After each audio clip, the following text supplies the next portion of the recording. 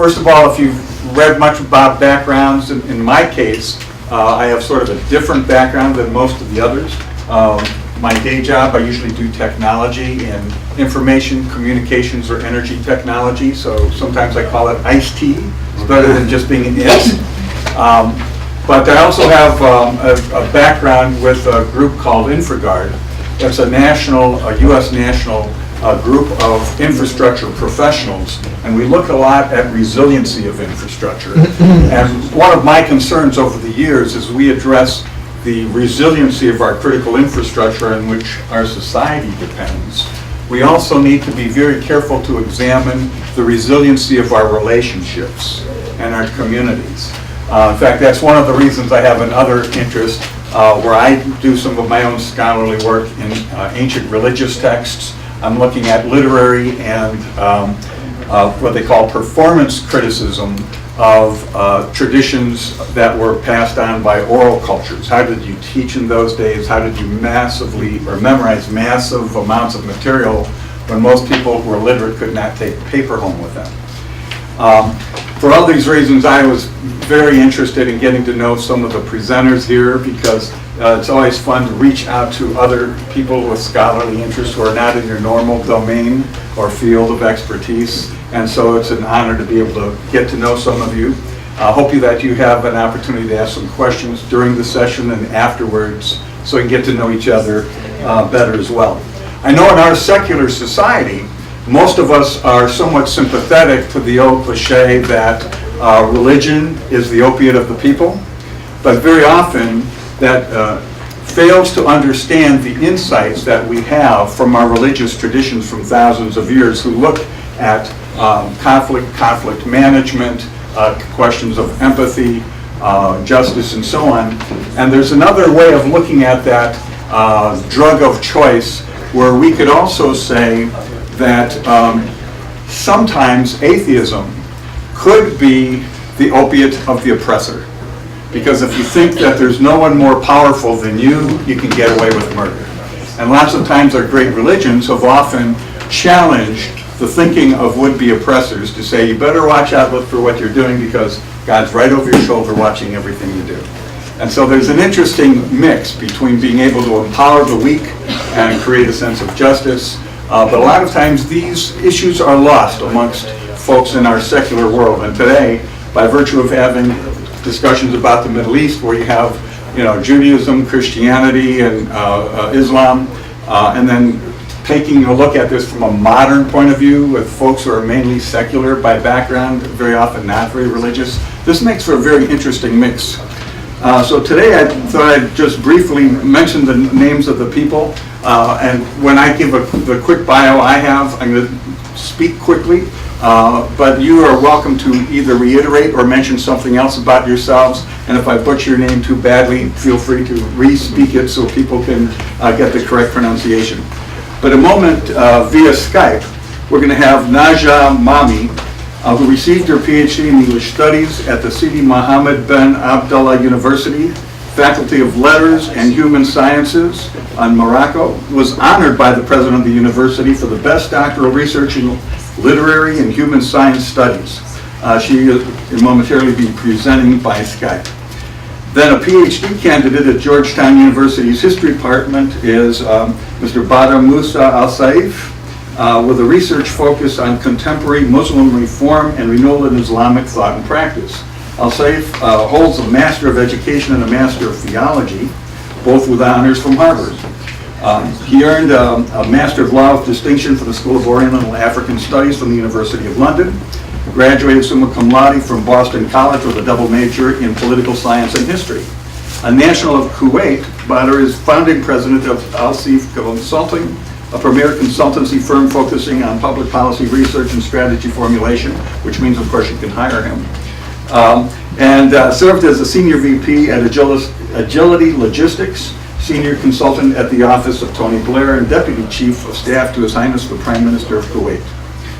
Then Dr. Susmit Kumar obtained his PhD from Pennsylvania State University. Before coming to the U.S., he was selected into prestigious India Administrative Services, did its training at the Lal Bahadur Shastri National Academy of Administration, in Mysore, India, from August 85 to March 86, excuse me. And he's president of the Kumar Consultancy firm with a website that he can share with us. And Dr. Sarah Tobin received her PhD in anthropology from Boston University in 2011, and recently has moved to take on the Associate Directorship of Middle Eastern Studies at Brown University, is that correct? As of just January 2015, brand new in that position. She's published research in economic anthropology, cyber orient, Middle East policy education opportunities, and the American Center for Oriental Research in Amman, Jordan, and much more, as is the case of all of our presenters today. So I thought we would try to begin to see if we can begin with a presentation by Najah Mahmi. Is that ready to go? Hello, Dr. Najah Mahmi. Welcome to our session this morning. Can you hear us okay? Yeah, I can hear you very well. Hello, everybody. Well, I thought we may start with you and have you go for about 10 minutes, and there may be some questions immediately afterwards while we still have a good Skype connection. And where are you reaching us today from? I'm from Morocco, from Fez. And you are there now?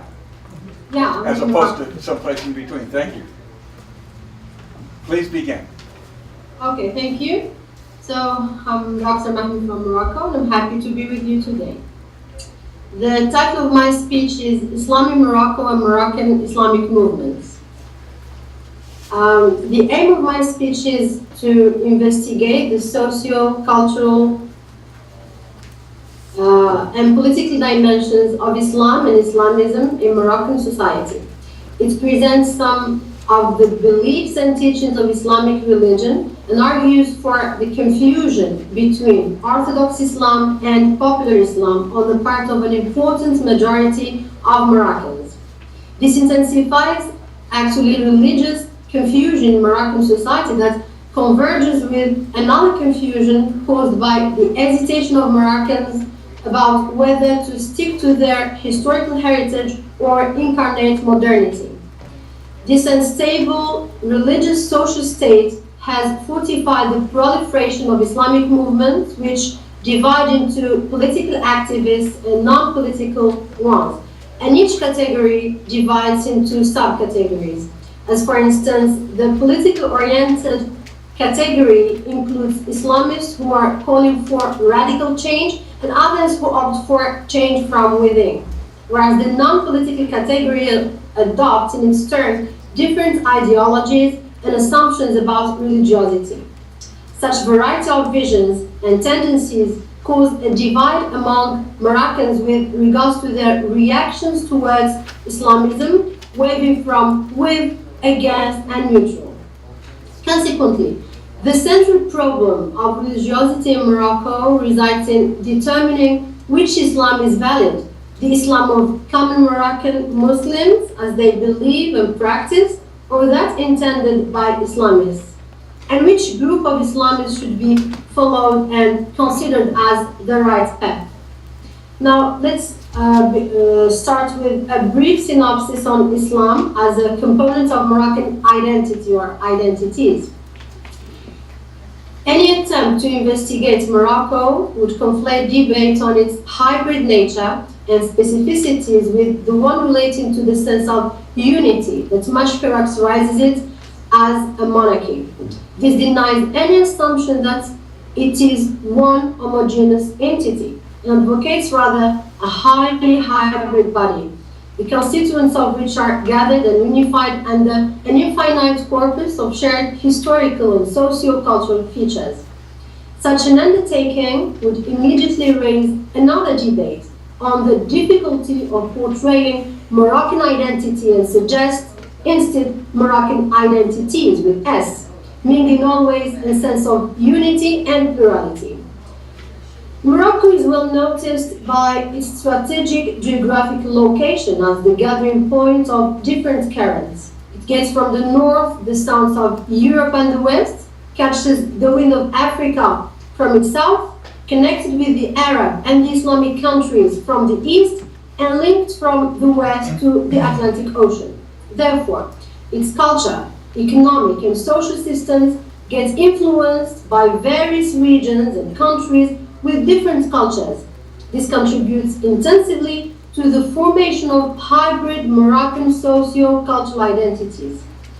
Besides the external hybridity which envelops the Moroccan sphere, Moroccans themselves originate from different cultural backgrounds and frames of references. Constitutionally speaking, Islam is acknowledged to be the dominating and official religion of the kingdom in the Maliki Sunni sect. Yet, there is also a minority of Jews and Christians. Islam is the religion that has unified Moroccans and governed their modes of life, being at the same time a religious belief that shapes their rituals and the framing policy of their behaviors, attitudes, and daily interactions. Yet, as another instance of Moroccan hybridity, Islam in Morocco is incarnated in different modes. This suggests anew the use of Islams with S instead of Islam. As I understand this, interpretations and modes of practice differ from one group to another and even from one person to another, according to a sophisticated set of interrelated factors, among which are education, family affiliation, regional affiliation, age, class, and gender, in addition to the rapid socio-economic and cultural changes since the beginning of the 20th century due to globalization, media, and immigration.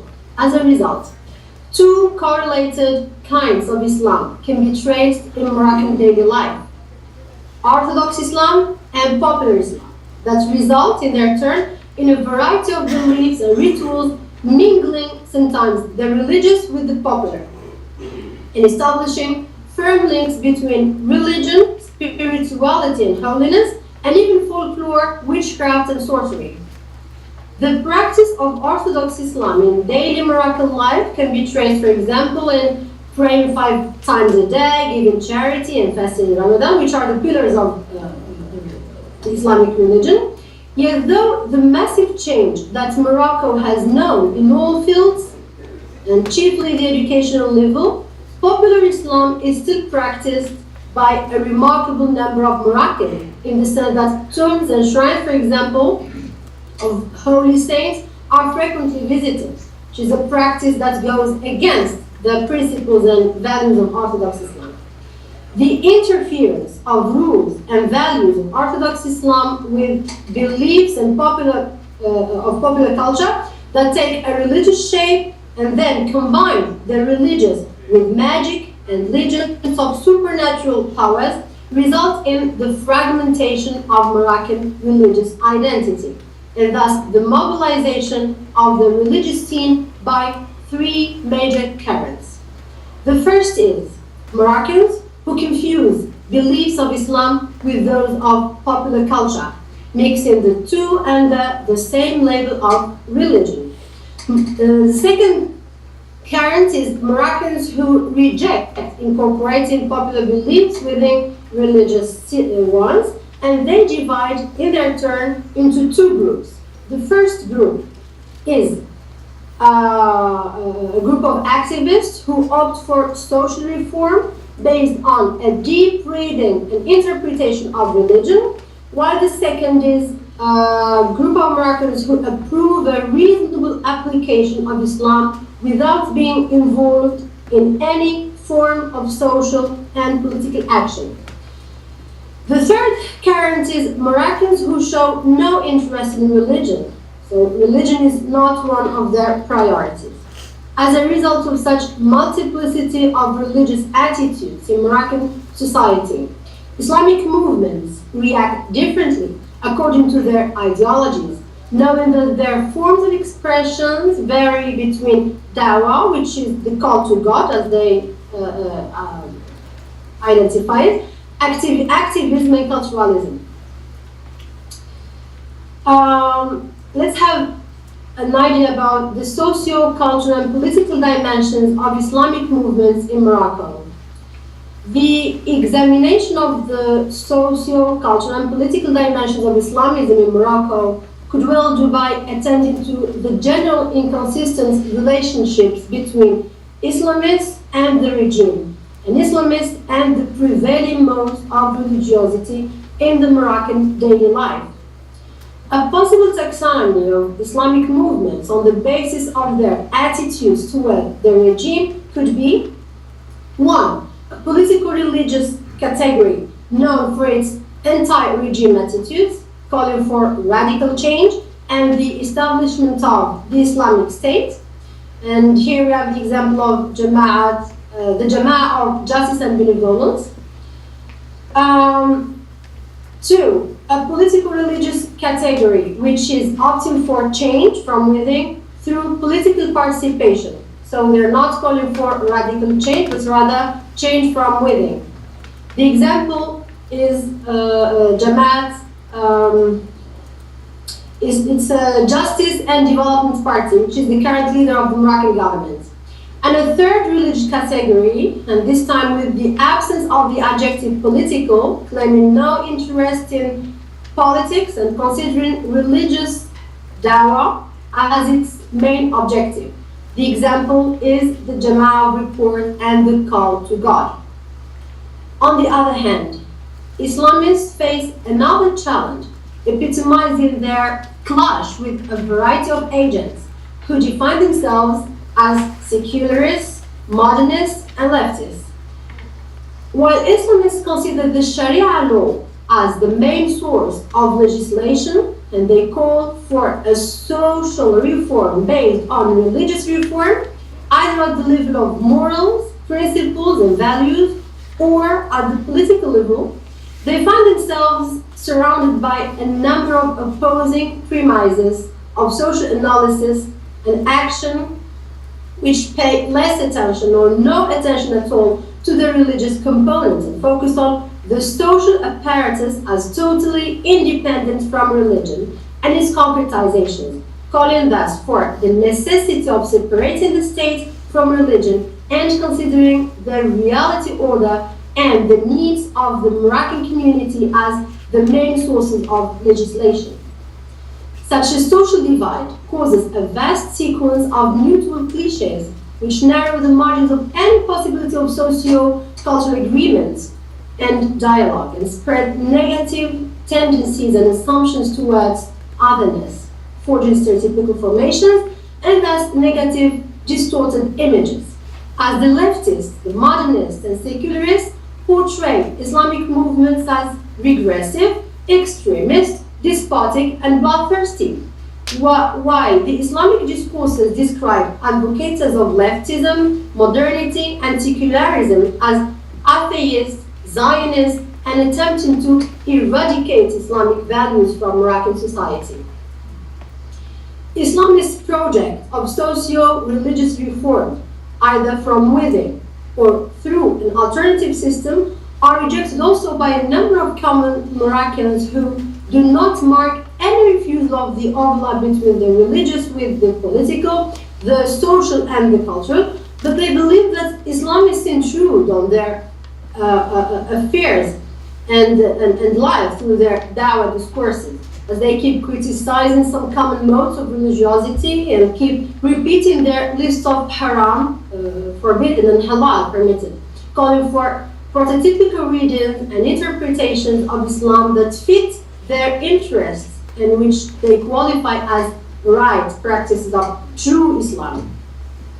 Considering the hybrid nature of Moroccan society, which directs all discussions related to the socio-cultural manifestations of its identity towards a boundless chain of pluralism, it would be then simplistic to refer to Moroccan Muslim people in terms of a dual taxonomies as being Islamist or non-Islamist, affiliated or non-affiliated Muslims, as each of the two categories stands for a multidimensional notion. In this regard, being a Moroccan non-affiliated Muslim does not take only one shape, but rather at least the following forms. Non-affiliated people who sympathize with Islamists, non-affiliated people who are against Islamists, and non-affiliated people who are not interested in Islamism or know nothing about it. In other words, non-affiliated Moroccan Muslims' attitudes towards Islamism vary between pro, con, and neutral.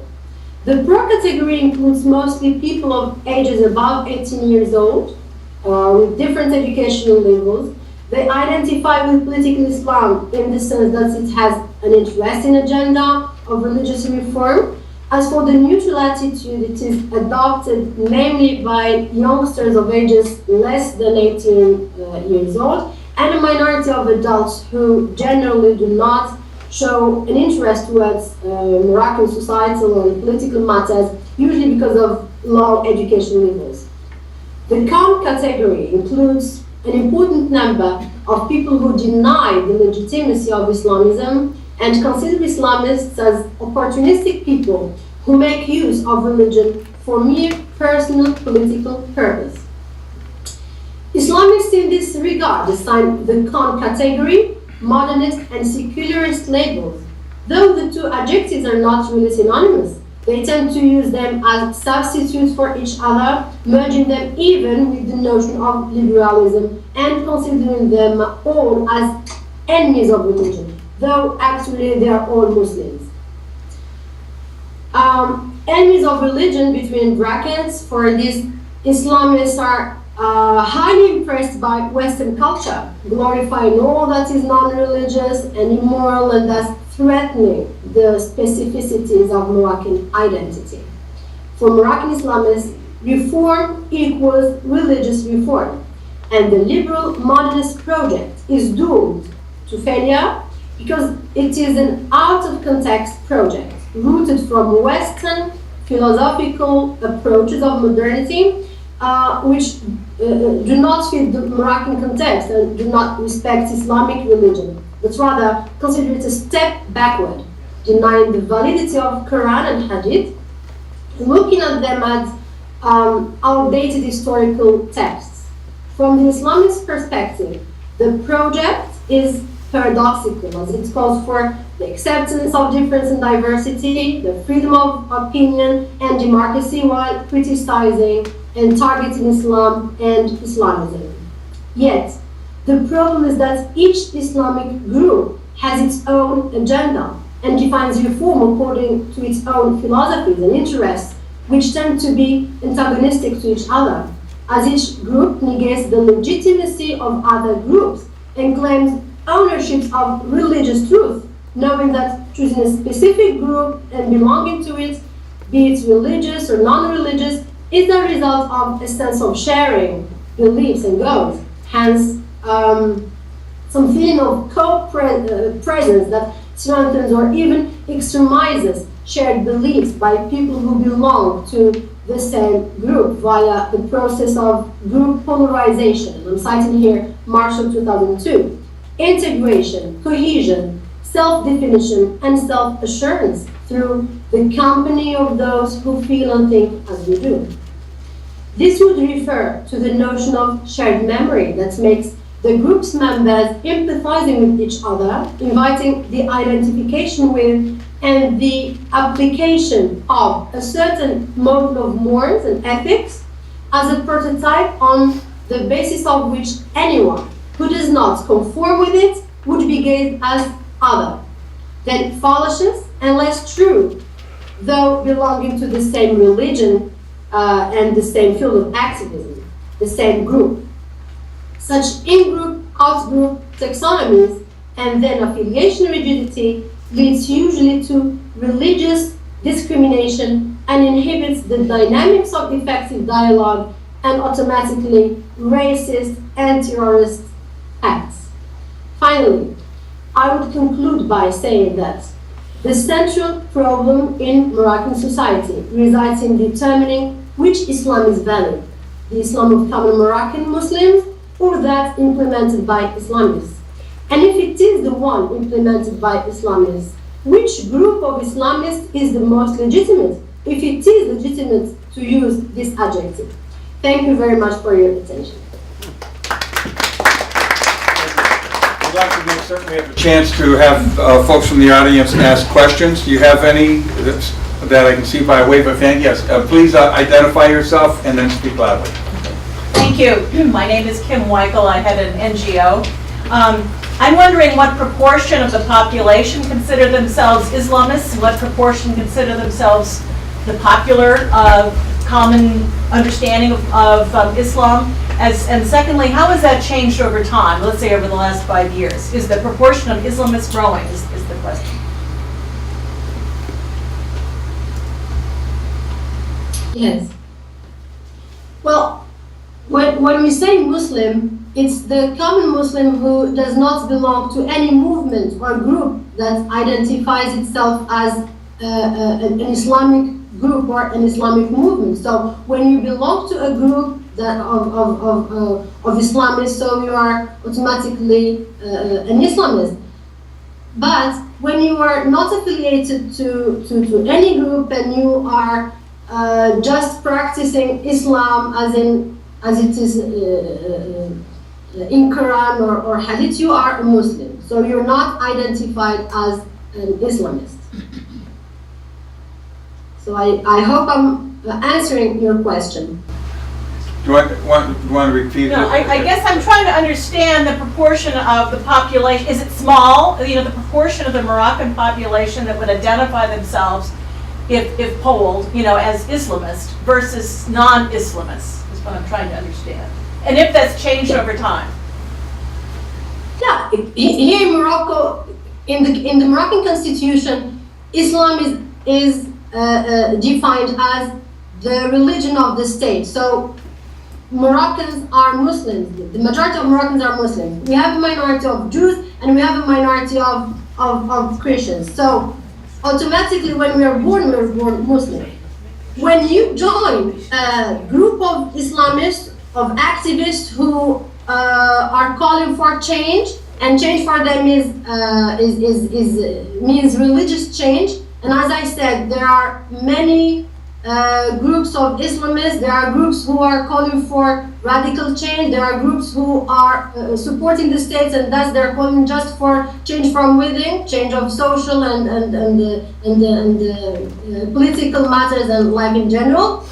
So when you are joining one of the groups, you are automatically called Islamist. We have a lot of groups of Islamists, and they are taxonomized according to their philosophies and agendas and goals. And as I said before, we have activists, we have culturalists, we have people who are interested only in dawah, in the call to God. So you are Muslim unless you are joining an Islamic group, so you will be identified then as an Islamist. We have another question. Could you identify yourself? Maria Juczewska, IWP. Maybe I'll just move closer. Yes, she can see it too. Come over here, maybe. Yeah. I wanted to ask, what's the percentage of Islamists in Moroccan Muslim society? Are you able to say what percentage of people is identifying themselves not only with Islam but also with its radical movements? Is it 5%, 10%, 50%, 20%? Can you say this? Scientifically speaking, I cannot give you an exact number, but all I can tell you is that in Morocco we are Muslims. We are a majority of Muslims. We have a minority of Jews and minority, which is it's a very small number, Jews and Christians. The rest are Muslims, and we have Islamists who are activists in their domain. But I'm sorry, I cannot give you statistics and an exact number. Okay. But all I can tell you is that not the majority of Moroccans are Islamists. Okay. Like, because when we are talking about Islamism, we're talking about political Islam. It's political Islam. Yeah. Thank you. Thank you. I have one quick question myself. Obviously, you have a very complex society and a broad range of education and cultural influences. The question I have is there an emergence of a common way of communicating between these groups through things like technology, or is the divide between those classes and possibly financial differences not create a common communication method where multiple groups share information and challenge each other with ideas, creating some potential homogenization or greater interaction between groups. Yeah, actually we cannot talk about communication via technology between Islamists and the rest of of society, the rest of Muslims. Yet there are some differences between Islamists according to their philosophies. There are some who are open, much open than others. And when we talk about this concept of being open, we are talking about, of course, of degrees. So we can move from 0 to 10. So there are some movements who are open and who accept dialogue and who can communicate with you and explain their goals, for instance, their ideologies, and you can even attend some of their meetings, some of their open meetings. But unfortunately, there are others who reject any dialogue, and they are they do not accept dialogue. That's the truth. Thank you very much. But technology, no. You cannot, no, there is no, like an official official website, for instance, or something like that, no. They have their official websites, but you cannot contact them. You can read about them, you can meet some of them at universities, in different public places, and they give you what they want you to know. So, you know what they want you to know. Thank you very much. Appreciate your joining us today. Thank you very much for that. Thank you. Good morning. Morning. This is a work in progress, so I look forward to your comments and questions. Kuwaiti preacher and televangelist Tarek al-Suwaidan is no stranger to contemporary Muslims. With 40 plus years of high exposure to all forms of media and extensive use of evolving means of communication, from the cassette to the blogosphere, al-Suwaidan is a media-savvy, technologically adept celebrity. Notwithstanding this expertise, it took a 40-second long YouTube segment posted on April 11, 2012 to shake the foundations of his successful career, prompting well-known religious scholars in the Arabian Peninsula to brand al-Suwaidan a kafir, or a disbeliever. Titled, quote, Tarek al-Suwaidan and his boundaries of freedom of expression, end quote. The clip is an excerpt of Suwaidan's speech that was given at Al-Nahda conference convened by the well-known Kuwaiti liberal NGO, the Graduate Society. Quote, to me, another component of freedom is the freedom related to expression, the freedom of speech. People have the right to express whatever they like without engaging in moral corruption. The invitation to express your ideas, the objection to the state, the objection to the ruler, even the objection to Islam is something I have no problem with. Even the objection to God Almighty and the Messenger of God. Excuse me, isn't this in the Holy Quran? Didn't the hypocrites slander the Prophet? And wasn't that slander in the Holy Quran? It is there. It is there. End quote. The speech came at a turbulent time in the Arab world. Delivered on March 24, 2012, the speech cannot be divorced from the 2011 Arab uprisings and the unfolding protests calling for freedom and justice. The rise of Islamists in several Arab states at the time, coupled with al-Suwaidan's leadership in the Kuwaiti Muslim Brotherhood chapter, makes his speech's twin focus on freedom and religion all the more significant. Faced with both an unprecedented number of fatwas, or Islamic legal edicts, condemning him and increasing regional news coverage of the speech's content, made al-Suwaidan respond back in self-defense through a lengthy statement that was uploaded on his website shortly after the spread of the YouTube clip. Titled Freedom, a Legitimate Sacred Right, the statement is a clarification of the speech's ideas with a focus on the concepts of freedom and apostasy in Islam. A successful businessman and educator, al-Suwaidan's organizational skills and pedagogical tools are at their best when constructing the statement. In the remainder of my presentation, I will first present my translation of al-Suwaidan's statement. Due to time constraints, I will not be able to present the full translation here, but you will have access to it when the paper is published. Second, I will compare Suwaidan to several Muslim modernists based on his background and ideas. I categorize Muslim modernists as those who strive to prove the compatibility of Islam with the modern age, thereby creating an authentically Islamic modernity through an active reinterpretation and reformulation of Islamic heritage. Third, I will comment on the statement and Suwaidan's two main arguments on freedom and apostasy in Islam. While renowned Iranian thinker Abdul Karim Soroush is adamant about the inescapable links and dependencies between freedoms and critical reasoning in Islam, South African intellectual Farid Isaac prefers affirming rights instead of focusing on freedoms, because, quote, notion of freedom in the modern sense is not part of Islam's heritage, end quote, and this is from Farid Isaac. When rights are affirmed in Islam, according to him, the freedom for self and freedom from others unfold. In his statement, how does Suwaidan define and apply freedom in Islam? Statement from Dr. Tarek al-Suwaidan, Freedom, a Legitimate Sacred Right. Quote, my response to those who misunderstood the truncated clip and heard a part of the speech out of its context is the following. I was talking in the speech about my vision of the Muslim state whose rise I aspire to. Freedom of speech is part of my vision for this Muslim state. Undoubtedly, freedom of speech and freedom of religious belief are guaranteed by Quranic verses, noble prophetic hadith, and the Prophet's biography. Even when I say that anyone can object to God Almighty and His Prophet, I meant to say that we are in a Muslim state. We cannot persecute those who object to God and His Prophet. Instead of persecuting them, we invite them to a rational debate and allow ourselves to indisputably establish our arguments against their position. Or else, how will we guide them to Islam? And this does not mean that we Muslims are allowed to object to God's religion.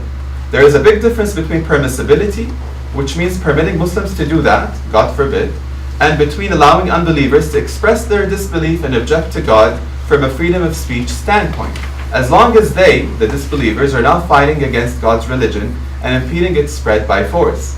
You can have a lasting impact and succeed in convincing people through clear evidence, authoritative arguments, and enlightened minds, instead of resorting to silencing, forcing opinion, or terrorizing people into following a certain line of thinking. There is a vast difference between the freedom of speech that I call for and believe in, and between the freedom of slandering, cursing, and demeaning people. My definition of freedom that I continually repeat is saying and doing whatever you want, politely and without harming others. قول وفعل ما تشاء بأدب وبلا ضرر. If a human being is impolite towards God, His Prophet, or even towards people, or if a person insults God's religion and our sacred beliefs, or the sacred beliefs of others, then the committer of these acts, whether a Muslim or not, should be punished because he crossed the lines of his freedom and engaged in damage and ill conduct. I am quite certain that faith in God is valueless without freedom. Faith is a decision and a choice. A person deprived of freedom has no ability to choose. Therefore, there is no faith without freedom. To summarize my ideas thus far, any human being practically has the freedom to do whatever he wills without contravening the laws of his society that are instituted to protect and guard him. As to intellectual freedom, I see no limits to it, except for the need to maintain politeness and not defame any person. Other than that, humans may express whatever they want, even if it goes against their societal norms and contravenes prevalent religions and the upheld legal school of law. End quote. Now I move on to his views on apostasy. Quote, I am not a jurist, but thanks to God's blessings, I am able to differentiate between the opinions of jurists and their evidence.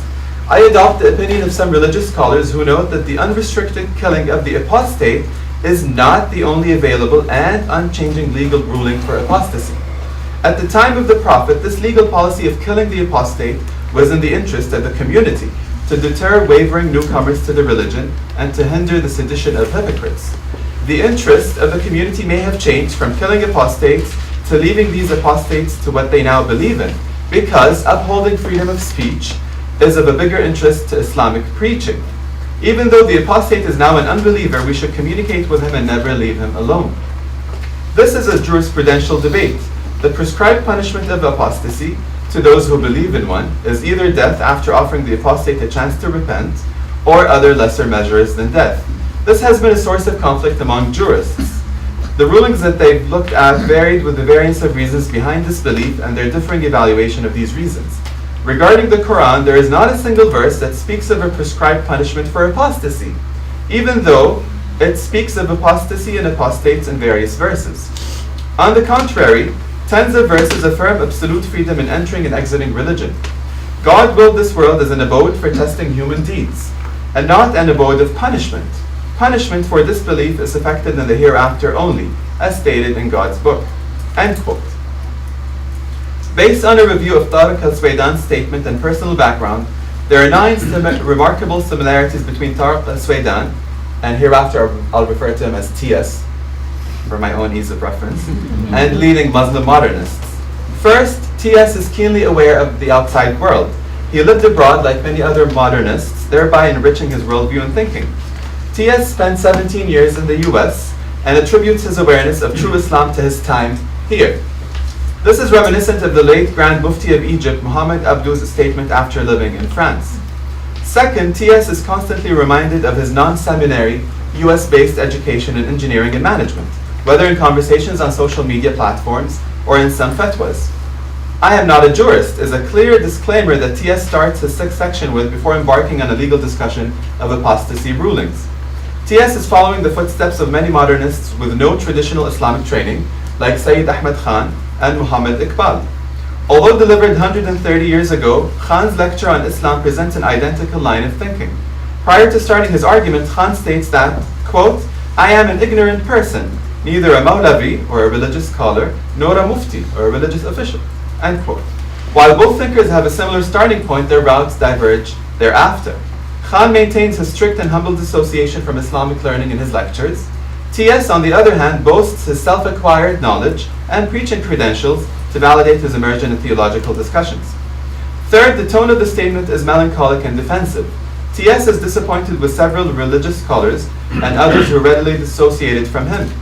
Being misunderstood is a common feature shared by many Muslim modernists in the modern era. While it gravely upset TS, being labeled a disbeliever is not a novel development in Islamic modernist circles. Muhammad Abdu was also labeled irreligious and satanic. Fourth, using all effective means possible to disseminate his positions, TS is following the footsteps of previous modernists. While the print journal was a common tool of early 20th century modernists, social media and the internet are parallel modern means of communication that TS utilizes to spread his statement. Fifth, TS's methodology is similar to Muhammad Abdu's in Risalat al-Tawheed in 2 major ways. Although he studied abroad and is exposed to various sets of knowledge, TS does not venture outside traditional Islamic sources. His statement is replete with Quranic verses and prophetic sayings, just like Abdu's treatise. Also like Abdu, TS stresses reason and rational choice throughout the statement. However, and contrary to Abdu, TS neither engages with non-Islamic sources nor elaborates his thoughts on reason. Sixth, TS's freedom of speech theme has been the rallying call of many modernists across Muslim lands. Charles Kurzman identifies freedom of speech as, quote, "the central intellectual issue of the Muslim modernist movement," end quote.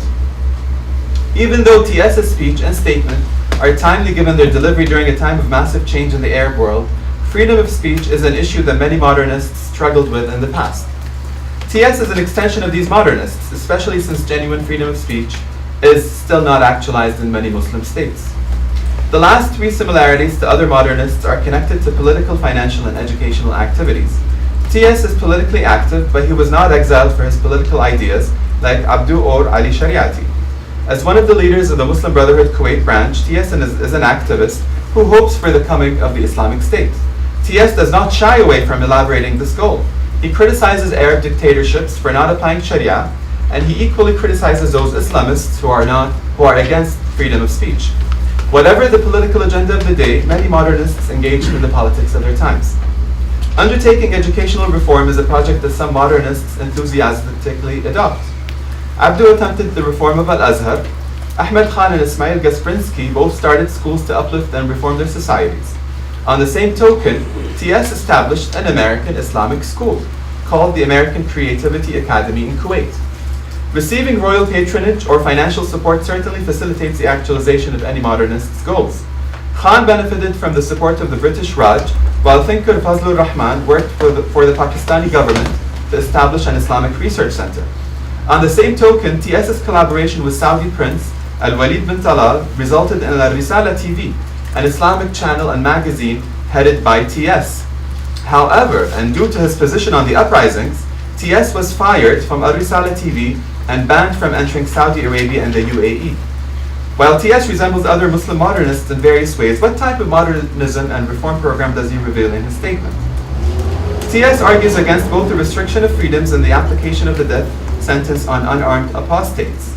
TS defines freedom as, quote, saying and doing whatever you want politely and without harming others, end quote. Not only is this a vague definition, TS contradicts it throughout his statement. There are no clear criteria for politeness and harmful actions. While TS notes that impoliteness should not be exercised against God, the Prophet, and people, he does not define it. Impoliteness is briefly linked to defaming religion, but that is still too general. With his extended travels and residency abroad, TS knows very well that manifold cultures hold differing values. This is also the case within any given country with its various coexisting subcultures and values. A uniform standard of politeness does not exist.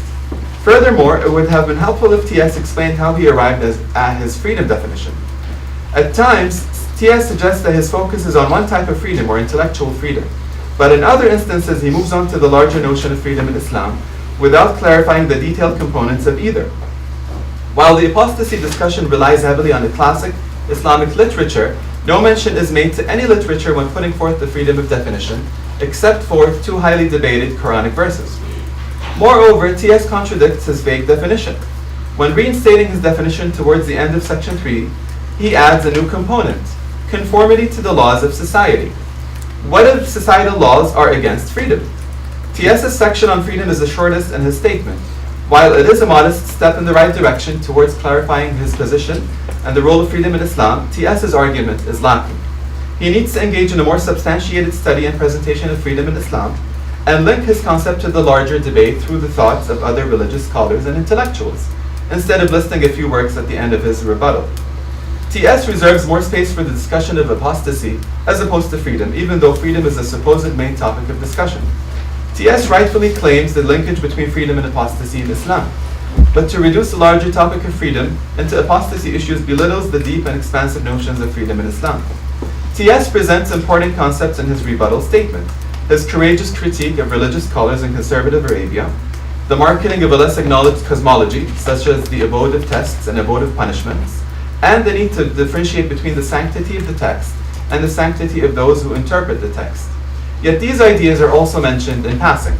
Based on this statement alone, the modernism of TS is closest in form to Mohamed Abdu and Rashid Rida, both of whom are mentioned towards the end of TS's rebuttal.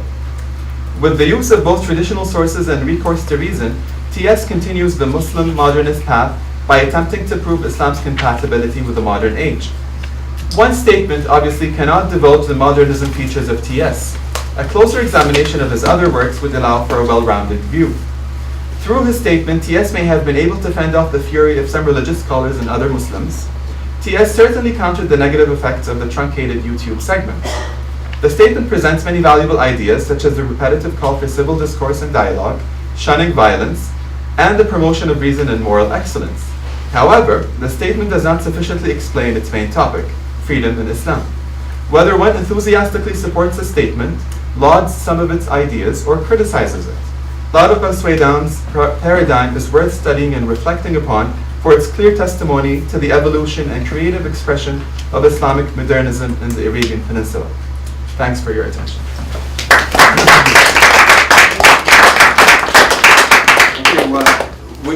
While our next speaker comes to the front, we should ask some questions, and you can answer them while we're shifting around. Question, yes. So, Harrison. Yeah. I'm Harrison Guthel from the University of Maryland. As you were working your way through your presentation, you kept alluding to other modernists like Afghani and Abdu and Al-Saif. What is the purpose of studying TS in a general construct? Is it merely to show continuity with this type of modernism, or is he a novel figure unto himself? Well, it's a mixture of both. You cannot study a person in isolation of other Muslim intellectuals across time. And I think in the paradigm of TS, it would be interesting to do something within his own cohort at the time. For example, there are many televangelists at the day. you have Amr Khalid, you have Salman al-Auda, and all of them are trying to say the same thing in different ways. What I'm trying to do is determine how the genealogy moves along. As you know, after the early modernist phase, things have split. Rida has gone more traditional, and then there has been the more liberal secular trend. And amidst both of these, the Muslim Brotherhood arises. And being a Muslim Brotherhood figure himself, I was interested in seeing which of those two traits is he picking up on, because he's juggling both. And I think part of him being vague is he's not clear about what he wants to say. I've tried to interview him a few times, and he welcomed it, but then he declined at the end of each session. And I tried to survey his other writings on the topic, and there wasn't much specific to that issue. So it's a very interesting concept. I think it's a good step that he's moving towards clarifying his positions, and I welcome more of the modernists to do such a thing. Thank you, what a great question, and I'm sure we'll have more after the session. Dr. Kumar. Even yesterday night, I spent in the Chicago airport. My plane landed at 8:30. That's why you see, I have a safe day. I have PhD in engineering from Penn State, and I work in IT in the Bay Area, Silicon Valley. And you will see why I am here. On September 11th, Condi Rice was going to give a talk to outline a post-administration policy to address the threats and problems of today and day after, not the world of yesterday. And it is from Washington Post. Focus was largely on missile defense, not terrorism. And no mention of Al-Qaeda, Osama bin Laden, mentioned terrorism, but because of Iraq and WMD, the speech was postponed in the chaos of the day. In 1995, I wrote an article, very long article in an European magazine. The US has sowed the seeds of the next Cold War by employing the low-cost war strategy in Afghanistan. Although a rise in Islamic fundamentalist movement worldwide was inevitable, US involvement in Afghanistan only hastened the process.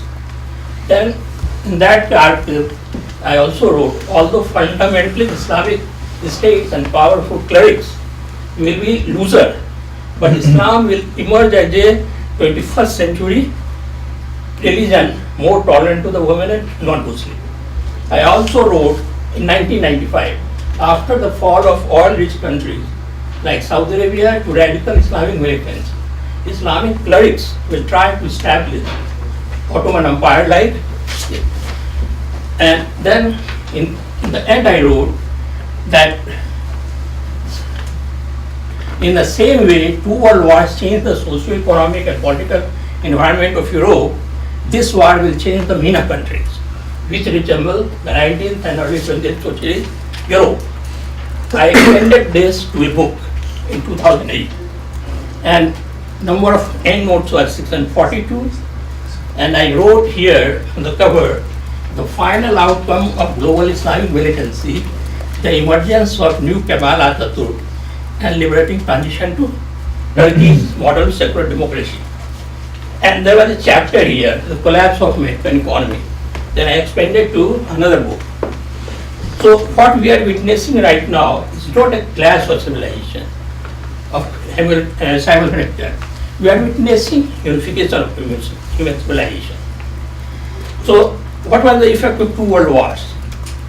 Hitler was trying to establish a super colonial power called Third Reich, which according to him will last for thousands of years. Instead, he destroyed the colonialism. After the Second World War, Britain, France had to leave their country, colonies because their economy was destroyed. Hitler destroyed it. So without Gandhi, we claim that India obtained independence because of Gandhi. I am originally from India. But even without Gandhi, India would have been obtained the freedom in 1947, just in this country. Britain didn't have money support. And if you take out Hitler, India might not have gotten independence till 1990 or 2000. Gandhi would not have been there. So it is wrong to give credit to Gandhi, but history is written by victors. That's why I claim Gandhi did it. So what was the effect of two world wars? Europeans stopped their fighting themselves, which they were doing thousands of years. Now they are not fighting. Nobody would have predicted it till 1900s. nearly all kingdoms have gone toward war. Although million lost lives, but these events worked as a catalyst for the evolution of human civilization. So they bring changes in few decades, which otherwise would have taken several centuries. So in order to give birth to a beautiful child, a woman has to go through labor pain. So that's what I say. The Europe went through this century and last century and this century, it is the MENA country. It's going through. Yeah. So MENA countries, all these countries are unstable, similar to the 1900 Europe. Pakistan, Afghanistan, etc. are on the verge of falling to Islamic fundamentalists. Pakistan created the Taliban, but now Taliban is going to take over in Pakistan. Similarly, it is going to happen with Saudi Arabia also. They will fall to ISIS. Although they are building this border, this ultra-modern border, but it will not help them. They are going to fall to Islamic fundamentalists. So ISIS is not a disease, it is a symptom. Disease is just because in those parts of country they are still using the 7th century culture practices. So war front will be Europe, India, Israel, Russia, China and US. If Iran gets a nuclear bomb, next will be Saudis and Europe, Egypt, and once the Islamic fundamentalists will take over in Pakistan and other places, they will use a missile and bomb on India, Israel, Europe, China, etc. But in the end, these Islam fundamentalists will not be able to impose a 7th century Arabian culture on a 21st century population. Hadith and Quran, if you take out the divinity part, is nothing but 7th century Arabian culture. At that time there was no prison. Okay, and then that's what I explained. What is Islam? It was founded by Prophet Muhammad. He was a great person. He united the entire Arabian Peninsula at that time. It was divided into clans. Sharia is based on Hadith. At that time there was no prison. So what you will do? That's why I for an eye. So in pre-Islamic Arabia, human didn't have any rights. And Prophet Muhammad gave some right, but right now it looks limited. So founders of our religion were great person of their time. So it is wrong to criticize Prophet Muhammad. We need to criticize those people who are doing this 7th century population practices. Whatever Prophet Muhammad did was okay at that time because everyone was doing it. And why modernization of Islam? It is only country enforced by several countries. In non-Muslim have limited rights. So civilian cases, non-Muslim get only fraction of what Muslim get. In Murthy was a major in army. He was the first Malaysian to conquer the Mount Everest. Before his death, for about a week or 10 days, he went into coma. When he died, his senior Muslim officer claimed that in the hospital he converted himself to Muslim. And they gave him the Muslim right, burial.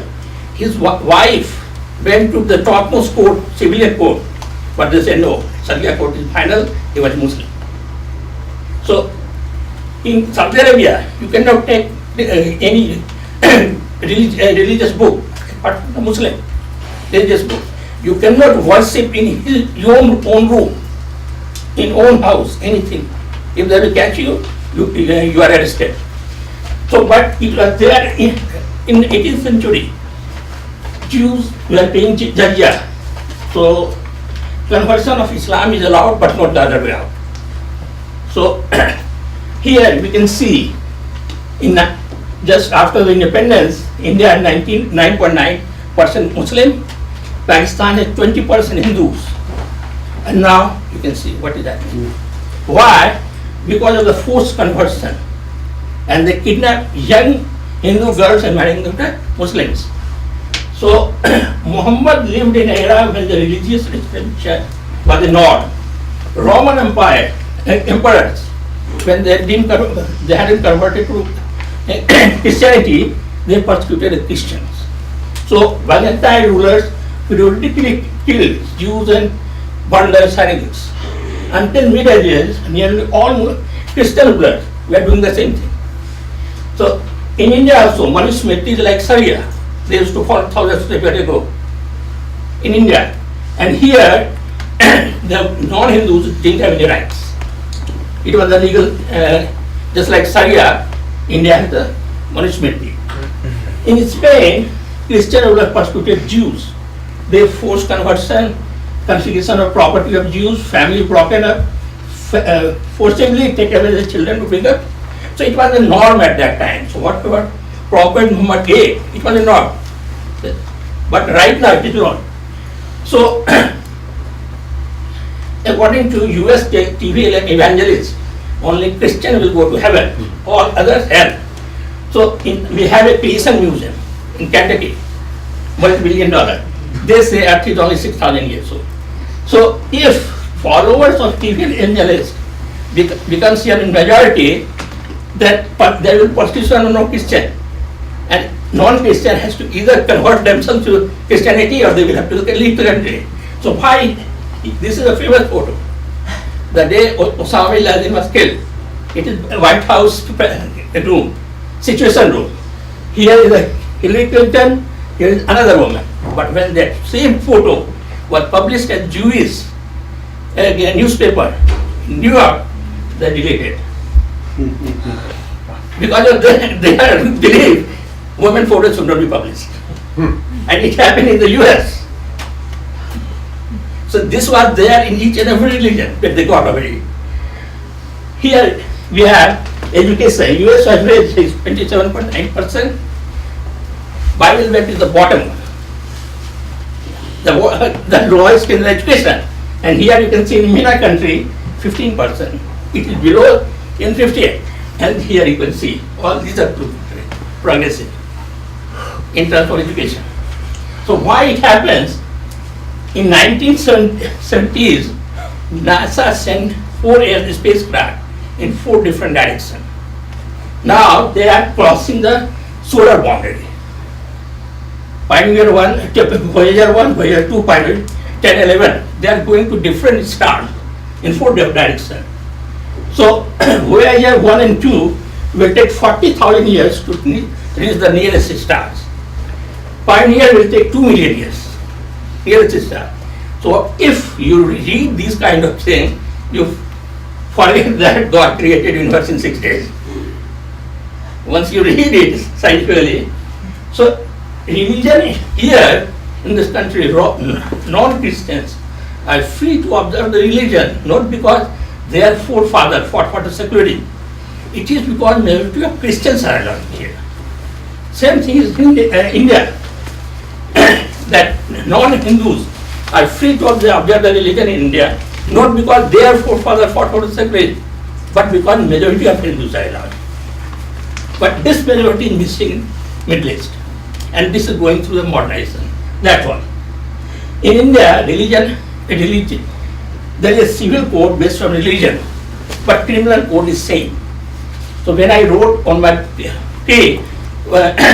website that India should have same civil also code, then one doctor, Islamic Muslim doctor from India, commented that no, I do not think Islam. Then I told them, okay, why not Indian government give you the criminal aspect also? If a Hindu or Jews, Christian is to be punished by court, he will get to jail, prison. And if a Muslim is found guilty, his hands will be chopped off. It didn't apply to me. So whatever I have seen, so outside forces cannot bring long-lasting thing. It has to come from within. So at the end of crisis, Islam will cease to be fractured. In politics, it will become like Christianity, Hinduism, or Buddhism. So, but the cost of modernization may be more than the World War II. So Ottoman Empire lasted for almost 600 years, and at its prime, it was far ahead of the European countries, which were going through the dark ages. But father of algebra was a madrasa teacher. So world algorithm is named after him. He also introduced the zero, and from India. Division is very difficult, okay. But when Ottoman Empire was destroyed in the First World War, Kemal Atatürk had no option to modernize it. So he banned Sharia court in 2-3 years, introduced brand new alphabet in Turkey, completely changed the Turkey, banned Islamic basis, women were given voting right, when France gave the voting right to women after Second World War. And he gave, so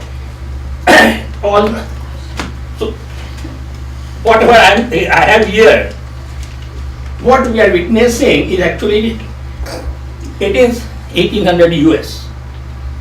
Nobody would have predicted that it will become United States of America and superpower. Here in Europe in 1800, it was fragmented, now it is uniting. So what I say, we are witnessing unification of human civilization. EU is forming here, AU, African Union, here you have ANSA, here you have ASEAN. So according to me, these will finally form, just like 30-40 years ago, nobody would have said that if there will be economic union, euro, etc. So according to me, all these are coming from the bottom. UN was imposed from the top. But what we are witnessing, unification from the bottom. So all these in the end will form like World Union, something like. So individual countries will have their identity, but they will be part of a big society, big union, instead of UN. What I have said is on the YouTube also. If you will write my name, you can get this talk. Do you have a web address that you can tell everybody? Susmit.net. Okay. So, if you will write my name, YouTube, you can get this same talk, what I give. Thank you very much. The title of my talk today is Syrian Refugees in Jordan, Carriers of Sectarianism? Question mark. The Syrian refugee crisis has hit Jordan very hard. As you probably know, the UN asserts that as of last fall, there were approximately 650,000 registered refugees in Jordan. The Jordanian government, however, holds the number at something closer to 1 million. There's approximately 400,000 Syrian refugees that are unregistered and undocumented within Jordanian society. Zaatari, the now infamous refugee camp, opened in 2012, is home to about 100,000 refugees consistently, which makes it the second largest refugee camp in the world. Most of the refugees in Jordan come from the southern region of Syria called Dara, and this is the area in which the uprisings began in 2011. The Jordanian government and the populace share many concerns about this huge influx of people. 1 million people is a large percentage of the local now population. These refugees are a comprehensive and robust drain on economic resources, noticeable and tangible users of precious natural resources, and increasingly seen as a security threat. Furthermore, they also carry new religious, cultural, and social forms for organization, and that includes sectarianism, or organizations or interests or dispositions towards sectarianism. While some attention has been paid to the impact of Syrian refugees on sectarian divisions in Lebanon, similar research has not been done in Jordan. Lebanon has a long and visible history with sectarianism, as does Syria, however, Jordan does not. Most Syrian refugees in Jordan are also Sunni Muslims, which are also what Jordanians largely are. Based on this dearth of academic information and literature, I participated in and conducted discourse analysis in 2 women's religion classes in a Syrian refugee camp in Jordan. I interviewed Syrian refugees about the course content and obtained Jordanian reflections of the religion classes and interviews with the Syrian refugees. This was last summer when I conducted this research. My argument is that while sectarian outlooks and perspectives may not in and of themselves divide the majority of Syrian refugees in Jordan from the majority of Jordanian residents, as they're all predominantly Sunni Muslims, the sectarian consciousness or awareness carried by Syrian refugees has the potential to divide otherwise fellow religious adherents. As a result, Jordanians reinforce the idea that sectarianism is not welcome in Jordan, and even as a few asserted, sectarianism is against Islam.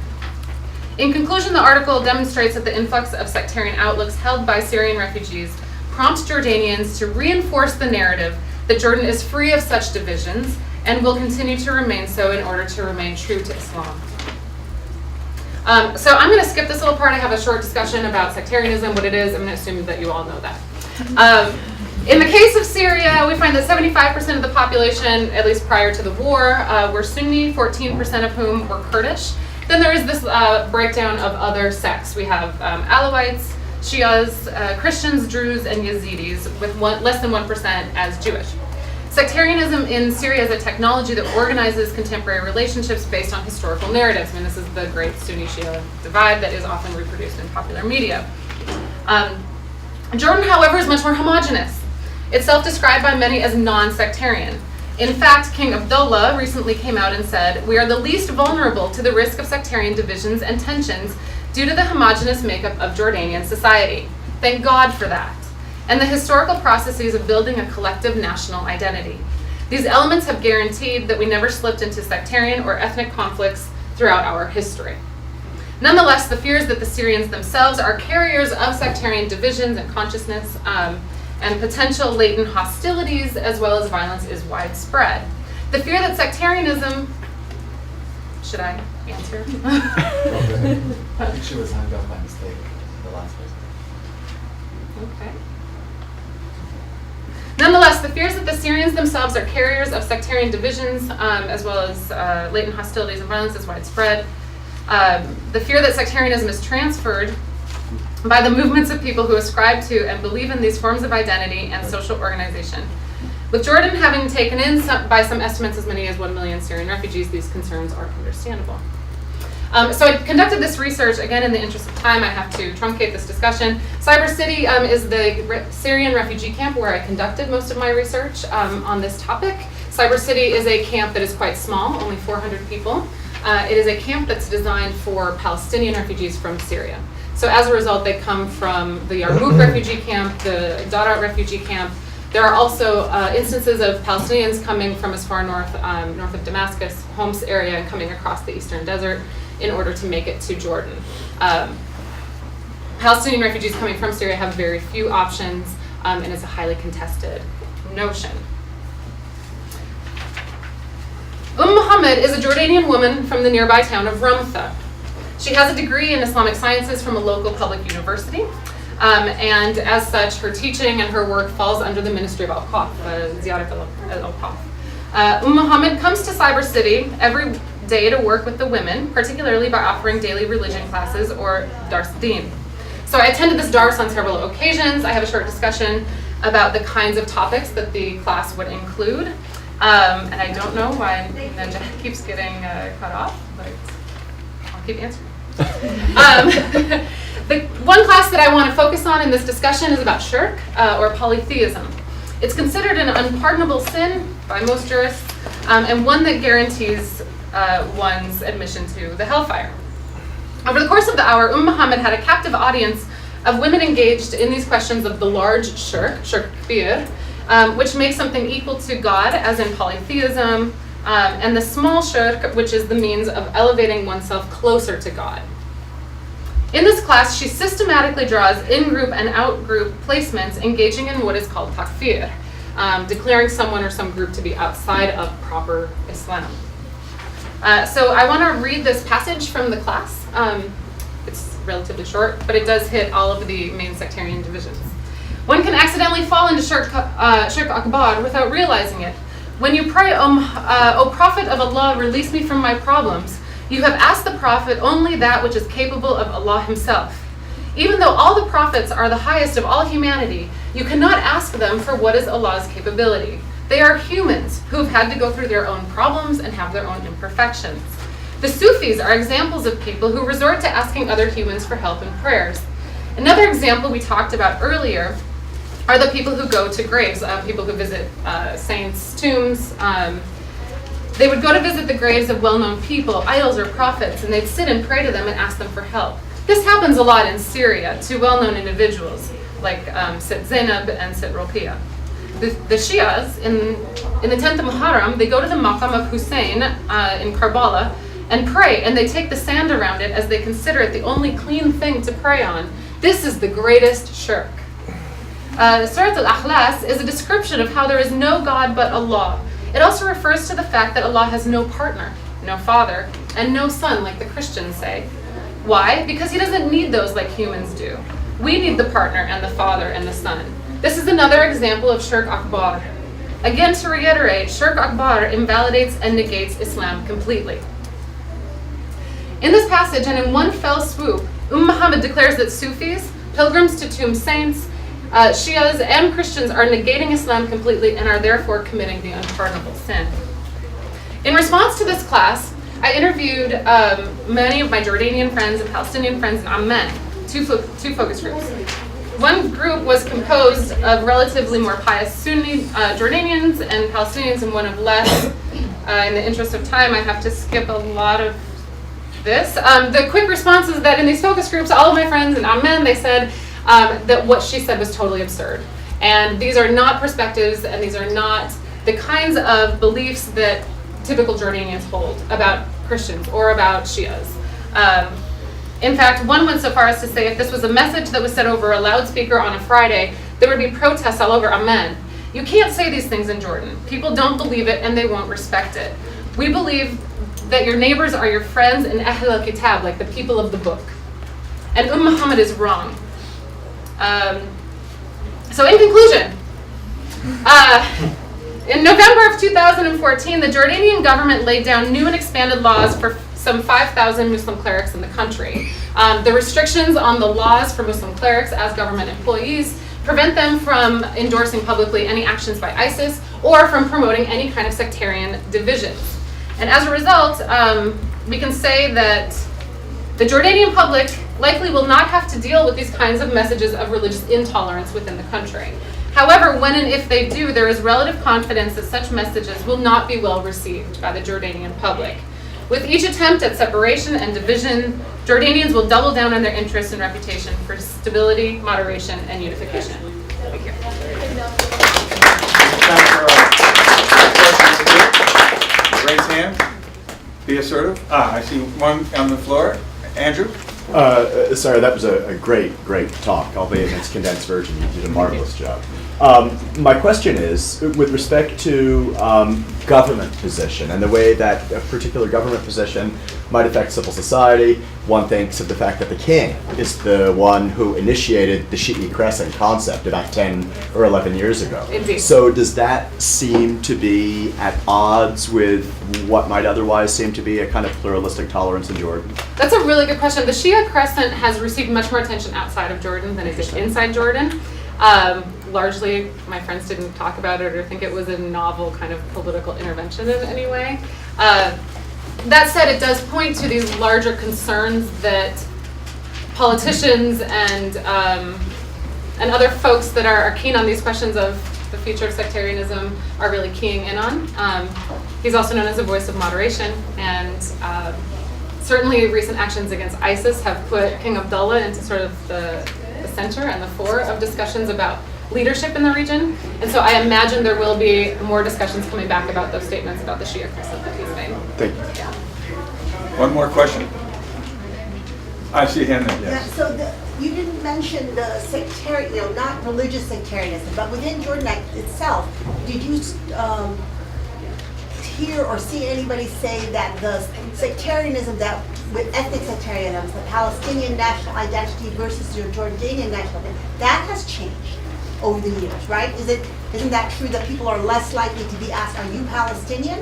You know, the concept of national identity. Yeah, national identity is certainly one that persists. There is a durability to the Palestinian-Jordanian inter-ethnic divides that are structural and familial at this point. And the references to sectarianism that they're referring to are primarily about religious differences. Ethnic national or ethno-national differences would be a different presentation. And you're right, they would be much more contentious.